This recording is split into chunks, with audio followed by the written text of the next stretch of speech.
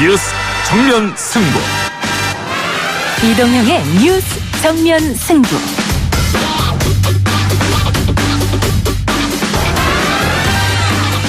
청취자 여러분 안녕하십니까, 이동형입니다. 이동형 뉴스 정면 승부. 먼저 오늘 준비한 내용부터 알려드리겠습니다. 음주운전은 살인행위입니다. 우리 국회가 반드시 윤창호법을 연내에 통과시키겠다는 의지가 이 100분의 서명을 통해서 확인된 것이라고. 상습 음주운전, 그리고 음주운전 교통사고로 사망하거나 중상을 입히는 이런 경우에는 원칙적으로 구속수사를 해야 되고요. 휴가 나온 군인이 음주운전 차량에 치여서 의식불명에 빠졌다는 안타까운 소식이 있었죠. 어제 박상기 법무부 장관은 음주운전 강경대처 방안에 대해 발언을 했고, 또 하태경 의원은 일명 윤창호법을 발의했습니다. 하태경 의원 만나보겠습니다. 전체적으로 원형 예전에 있던 아흔아홉 그 복원 사업이 원형대로 복원된다고 이래 보시면 될 거예요. 이제 교육 현장으로 돌아가가지고 국민들이 보고 조금이라도 배워갔으면 좋겠다 하는 그런 게 있죠. 안동시 그리고 석주 이상용 선생의 후손 이항정 선생이었습니다. 저희 방송에서도 8.15 특집 때 언급했던 임청각 복원종합계획이 마무리됐다는 반가운 소식이 들리는데요. 최강 병기에서 짚어보겠습니다. 강효상 선배와 논의했습니다. 기획기사로 세게 도와준다 했습니다. 그 다음에 조선일보에 이렇게 뜹니다. 금리를 인하하라는 압박을 기획기사로 조선일보가 계속 내보내기 시작합니다. 형님, 조선이 약속대로 세게 도와줬습니다. 제가 분명히 말씀드리는데, 제가 금통위원들에다가 정부의 뜻을 전달하거나 언급하거나 협조를 당부한 적도 없습니다. 오늘 국회 기재위 국정감사에서 김경엽 의원이 지난 2015년 박근혜 정부가 금리 인하에 개입했다는 의혹을 제기했습니다. 이주열 한은 총재는 전혀 아니라고 답변했고요. 김경엽 의원의 이야기를 들어보겠습니다. 우울증 진단서는 왜 내셨어요? 제가 낸 거 아니에요. 우울증이 범행에 영향을 미쳤다고 생각하십니까?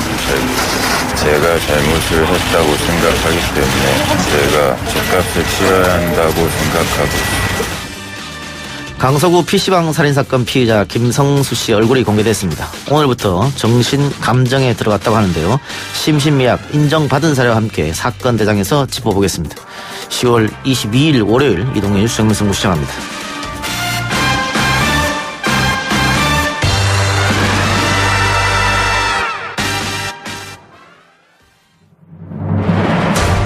이 작가는 독하다. 이 작가는 거칠다. 이 작가는 솔직하다. 이 작가는 눈치가 없다. 그는 할 말은 한다. 할 말은 한다. 정치 오타쿠 이 작가의 독설. 뉴스 정면 승부.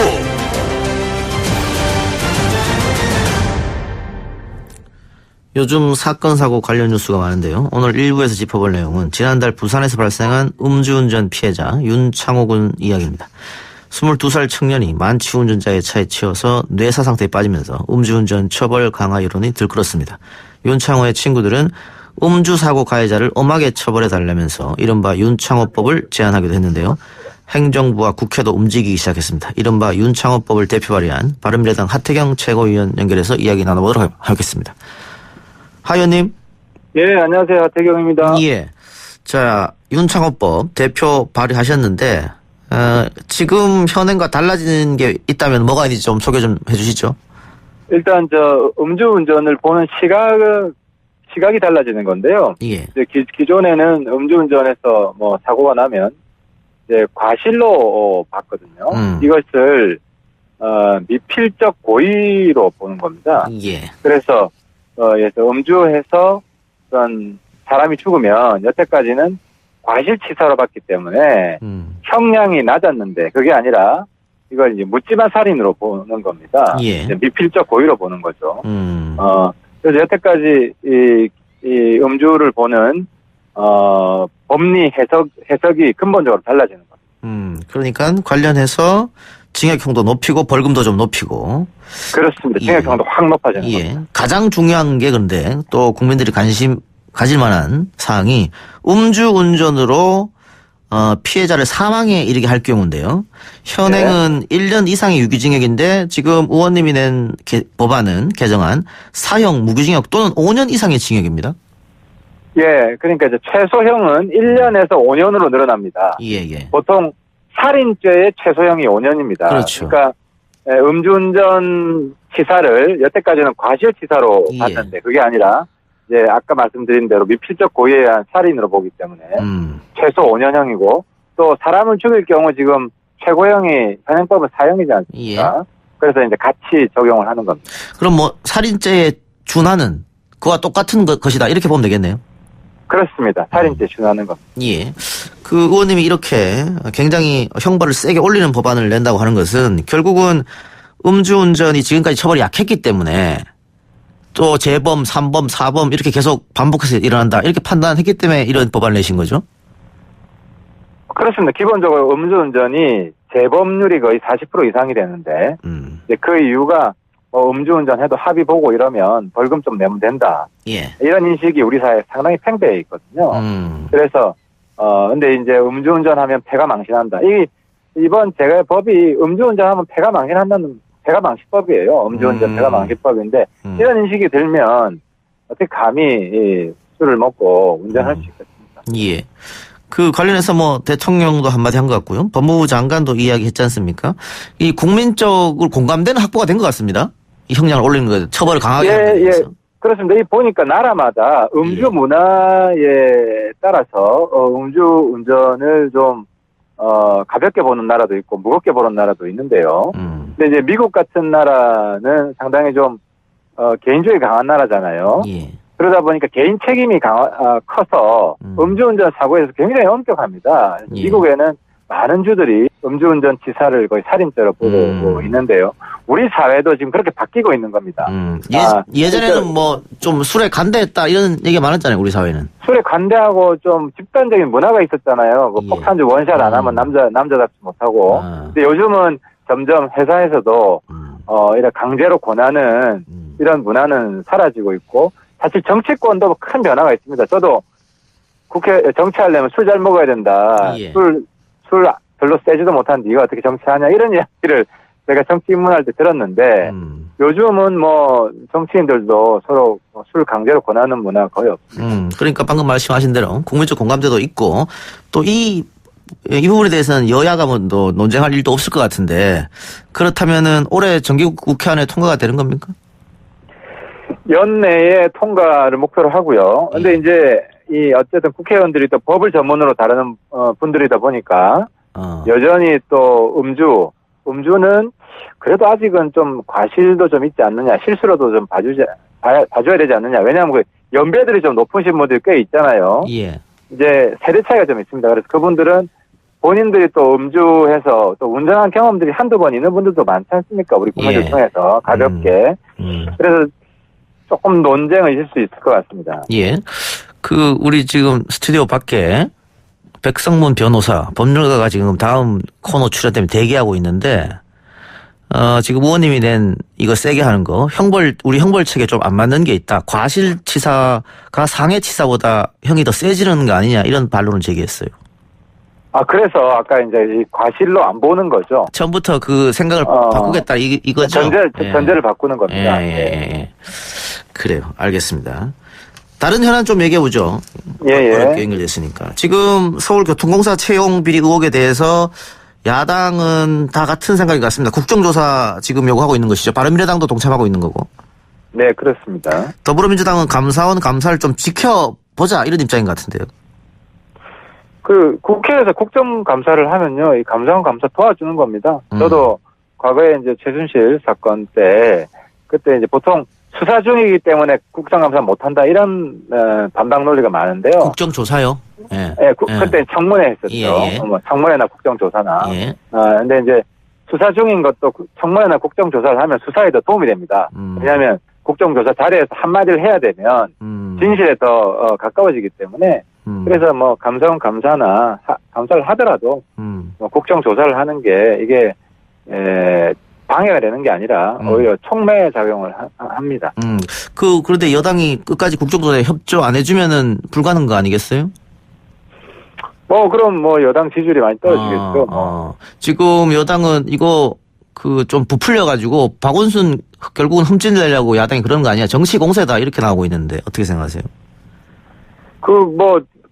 고용 세습 없다는 거 입증하면은 흠집 안 나겠죠. 근데 실제로 이제 구역 사고의 원인도 그때 이제 민주노총이 집회에 나간다고 근무 이탈하는 게 원인이었거든요. 그래서 2인 1조로 가야 되는 거 혼자 나갔잖아요.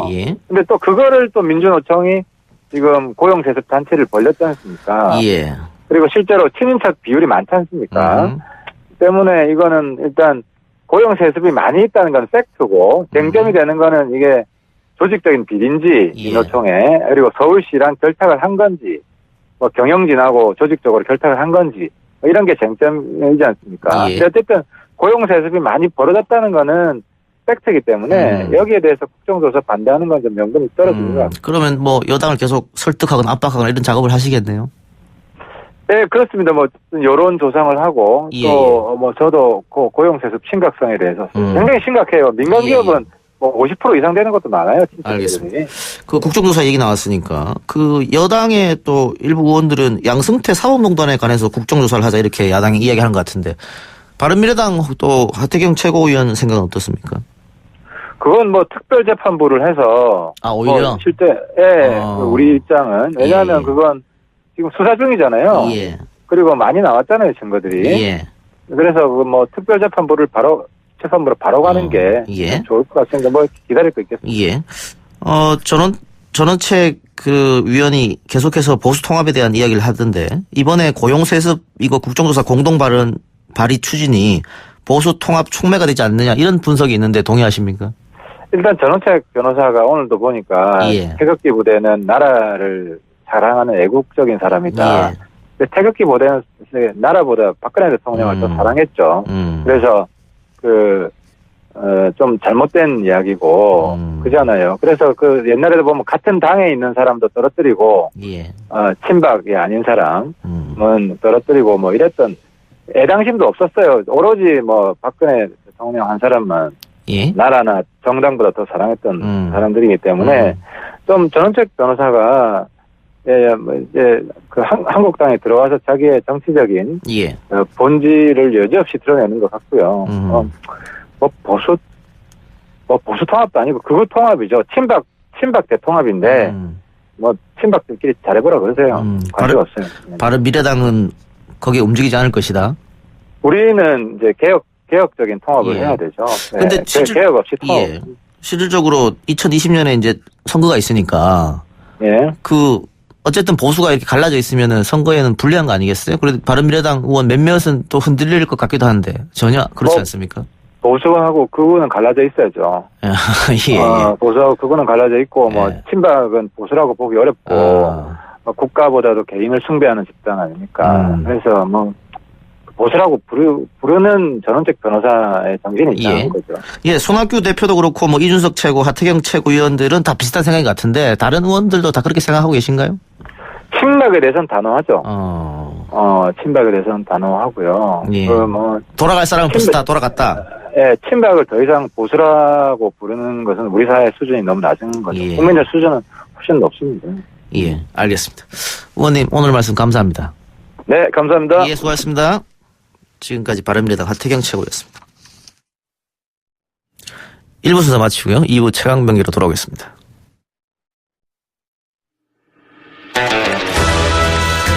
딱딱하고 지루한 뉴스가 소설보다 흥미진진해지는 새로운 경험. 놀라셨죠? 이것이 바로 이동준의 뉴스 정면 승부.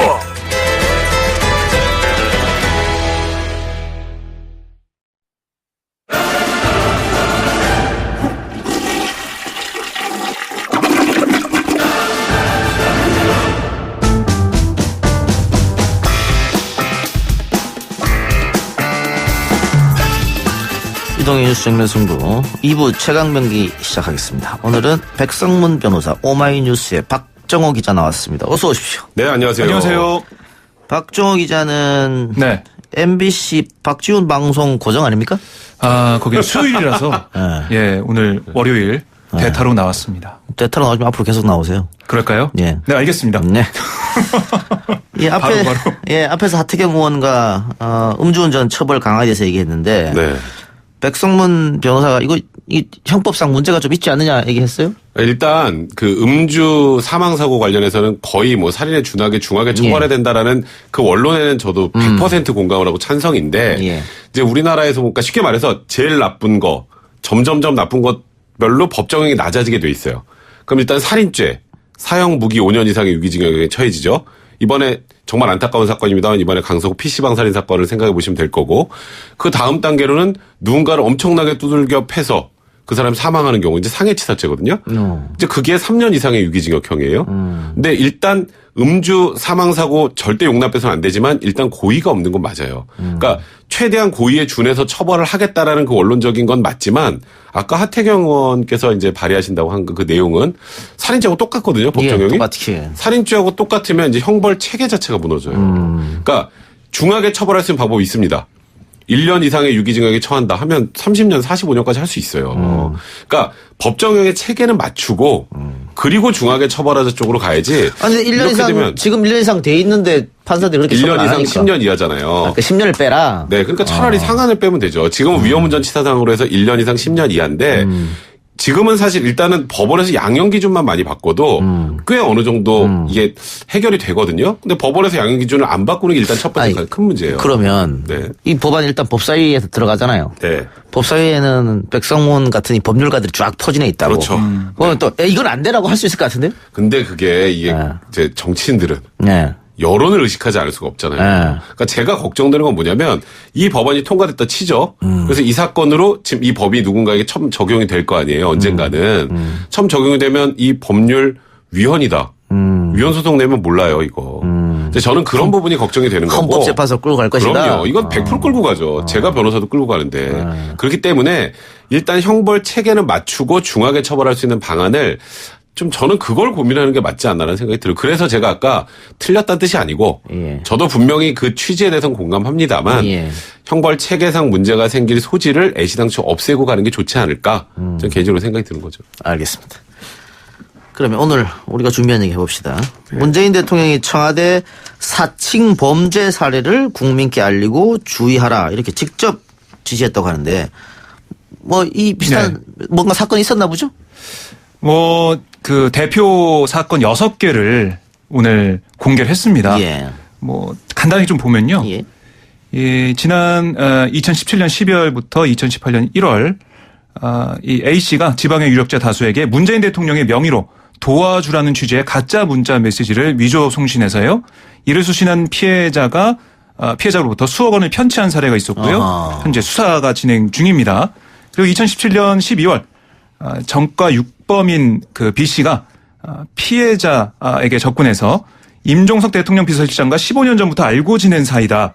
모친은 사면시켜주는 조건으로 임종석 실장이 3천만 원을 요구한다. 라고 속여서 이걸 편취를 했습니다. 이런 수사 중이고요. 이런 비슷한 게 이런 내용이 6건이 있다. 6건이 있습니다. 뭐 한병도 정무수석의 보좌관으로 일했다. 뭐 이렇게. 네네네. 그런데 이게 뭐 처음 있는 일도 아니고 박정희 정권 때부터 쭉 아니야. 그전 뭐 이승만 정권 때부터 이거 조선시대부터 있었죠. 조선시대부터. 내가 권력자랑 친하다. 뭐 잘한다. 이런 식으로. 근데 옛날에는 진짜 이런 게 통했을 수도 있어요. 옛날에는. 근데 이게 어느 순간이 지나면서 이제 우리나라 완전 민주화되고 나서부터는 이게 안 먹힙니다. 예를 들어서 한번 볼게요. 아까 임종석 실장이 모친을 사면시켜주는 조건으로 돈을 받았다. 그 대통령 권한이고요. 사면은 뭐 아시겠지만 날마다 해주는 게 아니에요. 특별한 뭔가가 있을 때 하는 건데 이거는 사실 권한이 없는 사람을 알고 있다라는 걸로 속여서 하는 거거든요. 그리고 여기에 예를 들어서 임종석 실장 목소리라도 들었나요? 그렇죠. 이게 그게 아니면 이런 건 절대 속으시면 안 돼요. 근데 이게 제가 생각하기에는 과거에 어찌 보면 군부 독재 시절 때부터 그때는 사실 뭐 되려면 되잖아요. 되게 하려면 될 수 있잖아요. 이제 그런 거에 대해서 생각하고 있는 정권이 할 수 있는 일의 범위를 너무 넓게 생각하는 것 같아요. 그러니까 뭐 그 사람 알면 이 일이 해결이 되겠지. 그리고 또 꼭 접근할 때 이게 보면 또 그런 식이에요. 그냥 너무 잘한다고도 안 해. 15년 전부터 내가 알고 지내는 사이인데 이건 뭐 내 전화 한 통 하면 돼요. 근데 되는 일 없습니다. 그러니까 이게 누구를 사칭하고 돈을 요구하는 얘기는 100% 사기예요. 100% 사기. 이제 그렇기 때문에 그러니까 어떤 마음으로 이제 돈을 주는지 제가 알겠어요. 이게 또 돈을 주는 분들의 또 특징이 있어요. 굉장히 지금 공공합니다. 심리적이건 물질적인 공공이에요. 그래서 정말 지푸라기라도 잡는 심정으로 무언가 이곳저곳 알아볼 때 꼭 그런 가해자들은 또 이게 사기 전과 기본 유법들입니다. 딱 그 냄새를 딱 맡고 그냥 바로 접근하면 이게 그래서 속는 거거든요. 이건 절대 속는 거 아니에요. 그 백성에서 말처럼 21세기에 왜 이런 사기 사건이 일어나는지 모르겠는데 그 박근혜 정권 때도 내가 이재만 수석을 그렇죠. 잘 안다. 이재만 총무를 잘 대기업도 속았잖아요. 대기업도. 대우건설 사장실에 전화를 해서 속았잖아요. 대기업에서 속았잖아요. 1년간 대우건설에 다녔습니다. 그리고 KT에도 똑같이 시도를 했고. 그럼요. 그러니까 보통 분들도 이렇게 하면 당할 수도 있겠다. 그런 생각이 들긴 들어요. 그러니까요. 근데 하지만 이제 과거와는 지금 시절이 분명히 다른 거고 이 정보부처에서 유력자라도 할 수 있는 게 한계가 있습니다. 여기 내용 예를 들어서 아까 제가 대표적으로 사면 임종석 비서실장이 만약에 사면 요구를 받으면 본인 마음대로 해줄 수 있나요? 아니잖아요. 그래 지금 경찰이 수사하고 있습니까? 6건 전부 다? 네, 지금 수사 중이고요. 한 건은 지금 징역형 선고하고 상고심이 진행 중인 게 있고요. 나머지 5건은 수사가 진행이 되고 있습니다. 특히 한병도 수석 관련해 가지고요. 이 내용이 한병도 정무수석의 보좌관으로 일했다. 한병도로부터 제한군인의 소유 800억 상당의 리조트를 280원에 매입할 권한을 받았다. 뭐 이런 내용인데 여기에 대해서 청와대가 이렇게 얘기했습니다. 그러니까 한병도 수석의 경우 이 피해자가 보좌관이 아니다. 이게 해명했고요. 짧은 기간 수행비서로 근무한 사실이 있지만 보좌관 아니다. 거짓이다. 이렇게 또 해명했습니다.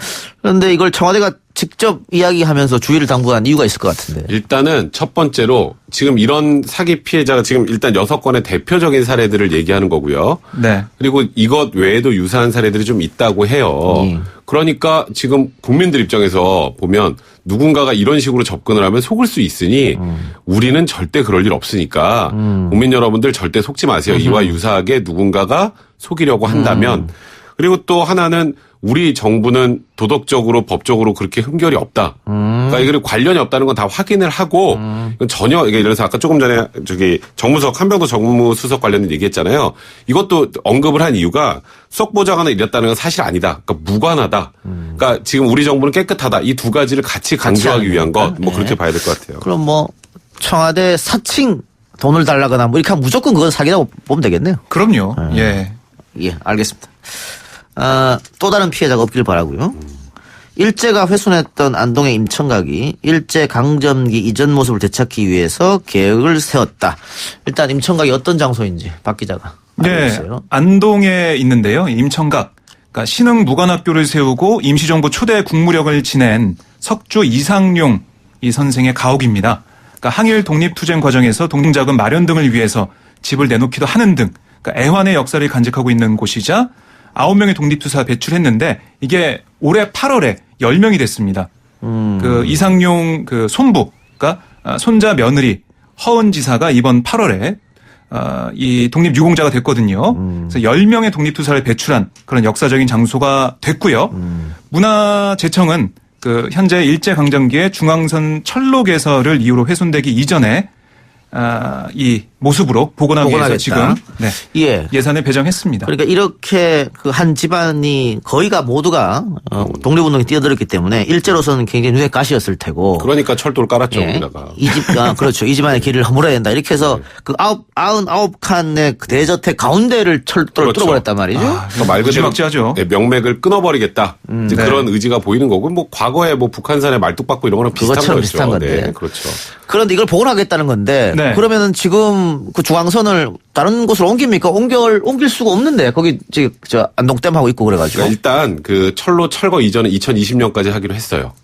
일단 철거하고. 네, 그거는 이제 철거를 하는 거예요. 다른 쪽으로 돌리겠다. 네, 다른 쪽으로 돌리거나 이제 다른 방법을 찾는 거고 그걸 그대로 두고는 복원이 안 되잖아요. 그렇죠. 복원이 안 되죠. 그걸 뚫은 상태로 복원하면 무슨 의미가 있습니까? 그렇죠. 그렇기 때문에 일단 철로를 이전하는 건 2020년까지니까 그 전까지 여러 가지 과거의 문헌 등을 기초로 해서 가장 과거의 모습을 고스란히 재현할 수 있는 방법을 찾는 것. 그러니까 이제 그 프로젝트를 완성해 나가는 게 2020년까지고 그때부터 철로가 이전되면 그때부터 이제 공식적으로 제대로 된 복원 작업이 이제 이루어지게 되는 겁니다. 이게 보물로 지정이 되어 있는데요. 이 임청각이 사실 현존하는 우리나라 살림집 중 가장 오래된 집입니다. 1519년, 그러니까 조선 중종 때 건립이 됐는데요. 임청각의 현판은 뭐 퇴계 이황 선생이 썼던 친필이고 이런 역사적인 의미도 있습니다. 그래서 임청각에서 공부하면 뭐 사법고시 다 패스하고 이런다는 얘기가 과거에 있긴 있었어요. 열심히 해야 됩니다. 예, 열심히 해야 되는 거죠. 자꾸 저희 절에 가서 공부하시는 분들도 있고 그러는데 열심히 하시면 됩니다. 근데 여기가 가보면은 지금 뭐 관광객도 지금 대통령이 저번에 방문하고 나서 많이 온다고 하는데 주차장도 없고 관광하기가 굉장히 어려운 곳이에요. 그래 그런 것들을 다 생각해서 복원을 한다는 얘기겠죠. 그렇죠. 이제 이게 사실 이제 우리나라의 그 독립을 위해서 애쓰셨던 분들 또 그런 정신의 상징인 곳 아니겠습니까? 그러니까 국민들도 편하게 접근할 수 있는 공간을 만들어야 되고 과거의 정신을 이어받기 위해서 최대한 동일하게 복원을 해서 국민들에게 이제 그러니까 독립을 위해서 애썼던 분들의 이 터전이라는 곳, 이 터전이라는 곳을 다시 부활시켜서 환기시키는 것도 있고 저는 이번에 사실 제일 안타까웠던 게 그 이상영 선생님의 후손 이양증 선생님이 고아원을 전전하면서 살았죠. 전 제일 씁쓸한 게 그 부분이었던 것 같아요. 그러니까 우리나라가 이제 건국을 하고 나서 소위 말하는 친일 청산 작업이 제대로 되지 않았으니까 정작 독립운동을 위해서 우리나라 독립을 위해서 애쓰셨던 분들은 오히려 이렇게 좀 어려운 생활을 하게 되고 소위 친일을 했던 사람들은 계속 잘 살고 그 단면을 보여주는 것 같아서 굉장히 씁쓸하다는 생각이 들고요. 뒤늦게나마 이제 복원 작업이 이루어진다는 것에 대해서는 환영하는 그런 생각이 드네요. 이상현 선생이 재산 처분하고 만주로 떠날기 직전으로 보면 안동에서 가장 큰 부자 중에 한 분이셨는데 독립운동 한다고 재산 다 까먹고 그의 손자들은 이렇게 고아원을 전전했다. 그러니까요. 슬픈 일이죠. 그렇습니다. 그러니까 사실 이제 만주에서 독립운동 하다가 돈이 떨어져 가지고요. 다시 그 사람 보내가지고 이 집을 팔려고 했답니다. 근데 이거는 안 된다. 이거는 막아야 된다. 그래서 옆에 있던 가족들, 집안 어른들이 돈을 모아줬다. 이런 얘기도 전해오고 있습니다. 알겠습니다. 그 경북 안동이 인구 대비로 가장 많은 독립운동가를 배출한 지역이거든요. 네. 이상용 선생 이외에 다른 또 독립운동가 생가도 좀 복원하고 그래서 이 안동만 가면 방문하면 여러 명의 독립운동가들을 마주할 수 있는 그렇게 좀 꾸몄으면 하는 생각이 들어요. 그것도 좋은 생각이에요. 저도 좀 이제 정말 그 우리나라 독립을 위해서 애쓰셨던 분들을 국민들이 명확하게 알 수 있게 해주는 것도 굉장히 중요한 것이고 그게 어찌 보면 넓게 보면 친일 청산 작업의 또 하나라는 생각도 들어요. 그렇습니다. 알겠습니다. 하나만 더 해보고 마치죠. 오늘 국회 정무위원회 국정감사에서 한국GM법인이 분리되는 과정에서 산업은행의 무책임한 대응이 있었다. 그래서 여러 가지 질타가 이어졌다고 하는데 이건 어떤 얘기입니까? 이게요. 산업은행이 이제 GM과 그때 협상을 했죠. 이제 그러니까 아무래도 이 GM이 어려워진다고 하니까 이제 많은 이제 투자금도 유치해주기를 하고 그렇게 해서 이제 한국에 남는 걸로 많은 고용 창출을 하기 위해서 그렇게 약속을 했는데 GM이 지금 법인을 분리하려고 하고 있단 말이에요. 근데 법인 분리하면 법인을 두 개로 만드는데 그 무슨 문제야? 이런 생각을 하실 텐데 이제 GM의 그 전에 있었던 그 다른 나라에 있었던 일들을 종합해 보면 인도, 호주에서는 생산 공장 폐쇄하고 디자인 센터만 남기고 사라졌습니다. 그 먹튀죠. 인도에선 2개 공장 중 하나 폐쇄하고 500명 노동자 정리하고 상하이차에 매각을 한 적이 있었어요. 그러니까 이번에 법인을 분리하는 것도 결국 투자금은 받고 먹튀하려는 것 아니냐. 그런데 산업은행이 그때 GM하고 협상을 할 때 이 법인 분리 못하게 하는 걸 당연히 협상 안에 넣었어야 됨에도 불구하고 안 넣었다. 그 부분에 대해서 지금 질타를 하고 있는 건데 이제 대부분의 이제 야당 의원들은 아니 그거 지금 뭐 분리하는 거 우리 협정에 위배된다 약속 위배된다고 하고 있지만 법원에서 그렇게 판단 안 했는데 애당초 이 협상할 때 당신들이 잘못한 거야 라고 하면서 이제 산업은행을 질타하는 과정이었습니다. 그러니까 결국은 뭐 그전에도 비슷한 행위를 했기 때문에 다른 나라에서 결국은 먹튀하는 거 아니냐 이런 우려 약간 그런 냄새가 나니까 이제 문제를 제기한 거죠. 그럼 뭐 법인 분리는 어떻게 결국 철수 수준으로 봐야 돼요? 그러니까 그렇게 볼 수밖에 없는 상황인데요. 그러니까 뭐 해외에서도 그랬고 지금 연구개발 부문을 떼어내서 새 법인을 만들겠다는 건데 그러니까 생산 부분은 고사시키거나 아니면 떼어내서 철수하겠다 이런 겁니다. 근데 사실 우리 정부에 돈을 지원받을 때 그러니까 산업은행을 통해서 8천억이 지금 투여가 되고 아직 4천억은 아직 투여가 안 된 상황인데요. 그러니까 8천억 중에 4천억만 투여가 됐습니다. 4천억이 남아 있는데 이때 협상을 할 때 지금 올해 사실 그 생산 설비가 많이 필요 없게 되는 그만큼의 GM이 어려운 상황이란 말이죠. 어려운 상황이 어떤 건지 속 시원하게 있는 그대로 얘기를 했으면 우리 정부가 협상하고 알아볼 때는 편했을 텐데 한국 GM도 이걸 좀 숨긴 면이 있다는 거죠. 그런 부분들에 대한 노조의 질타가 이어지고 있고요. 그 노조에서 지금 이와 관련해서 파업을 하느냐 마느냐 그 기로에 지금 서 있습니다. 그럼 8천억 중에 4천억은 벌써 들어갔습니다. 들어갔습니다. 나머지 4천억.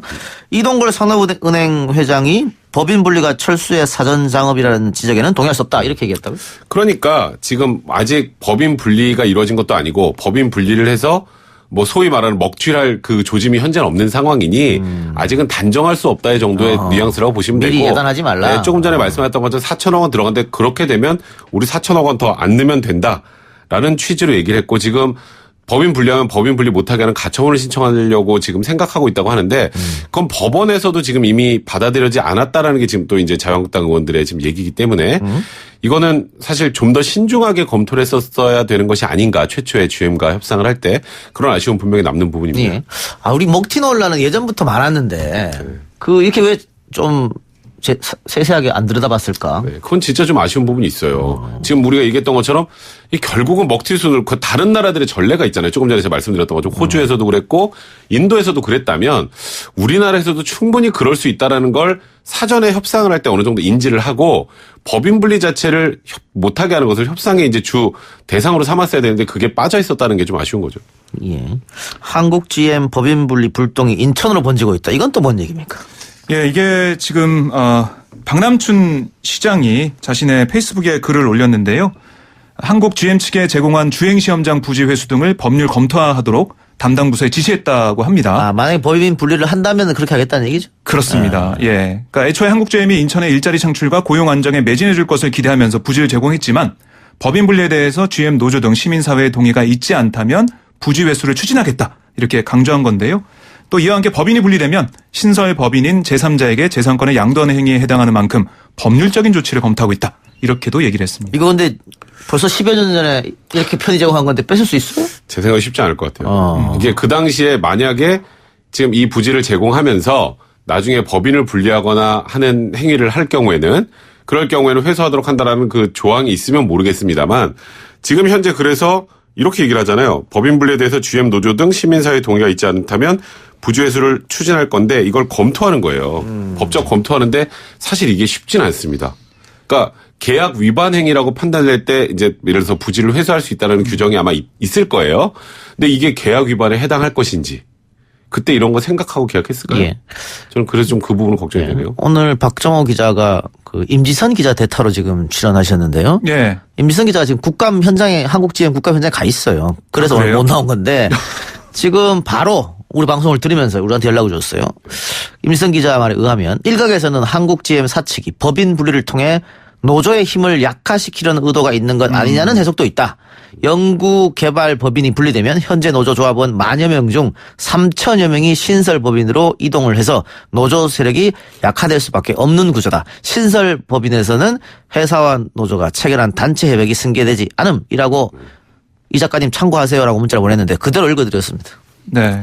이런 시각도 있다. 사실 그러니까 이게 좀 배신감이 드는 거죠. 그러니까 산은하고 산업은행하고 협의를 할 때 이런 법인 분리 내용이나 이런 것들도 없었다. 다 그러니까 얘기를 안 한 거 아닙니까? 계획이 있었을 텐데 얘기를 안 했고요. 그러니까 이 문제를 해결하는 길은 한국 GM 그 사측과 노조가 다 터놓고 얘기를 하면서 숨기는 거 없이 계획이나 이런 걸 얘기하면서 고통 분담을 하든 아니면 새로운 투자를 하든 이걸 합의하는 길밖에 없어 보입니다. 알겠습니다. 두 분 말씀 오늘 여기까지만 듣겠습니다. 수고하셨습니다. 네, 고맙습니다. 7시에 돌아오겠습니다.